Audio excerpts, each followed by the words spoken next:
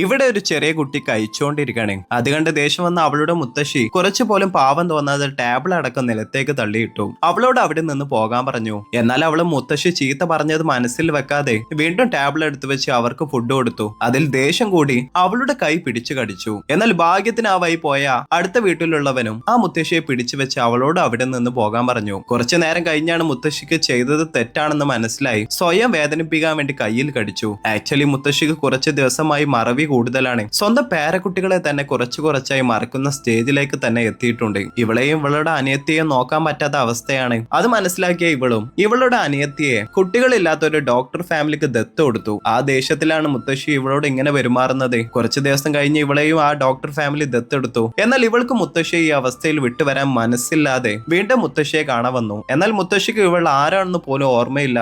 അത് കണ്ട് സഹിക്കാൻ പറ്റാതെ മുത്തശ്ശിയെ കെട്ടിപ്പിടിച്ച് കരഞ്ഞു. അവരുടെ അവസാന കാലത്ത് കൂടെ തന്നെ വേണമെന്ന് പറഞ്ഞ് മുത്തശ്ശിക്ക് കൂട്ടായി അവിടെ തന്നെ നിന്നു. കുറച്ചു കാലം കഴിഞ്ഞ് മുത്തശ്ശിക്ക് നല്ല സീരിയസ് ആണ്. അപ്പോഴാണ് അവളുടെ മേലെ എത്ര സ്നേഹമുണ്ടായിരുന്നു എന്ന് പറയുന്നത്. അടുത്ത കുറച്ചു നേരത്തിൽ തന്നെ മരിച്ചുപോയി. കുറച്ചു വർഷം കഴിഞ്ഞ് നോക്കിയാൽ ഈ പെണ്ണ് വലിയൊരു ഫോട്ടോഗ്രാഫറായി. എന്നാൽ ഇവൾ എത്ര വലിയ ഫോട്ടോഗ്രാഫർ ആയാലും അവളുടെ മുത്തശ്ശിയുടെ കൂടെ സന്തോഷമായി എടുത്ത ഈ ഫോട്ടോ ആണ് അവൾക്ക് എപ്പോഴും സ്പെഷ്യൽ ആയിട്ടുള്ളത്.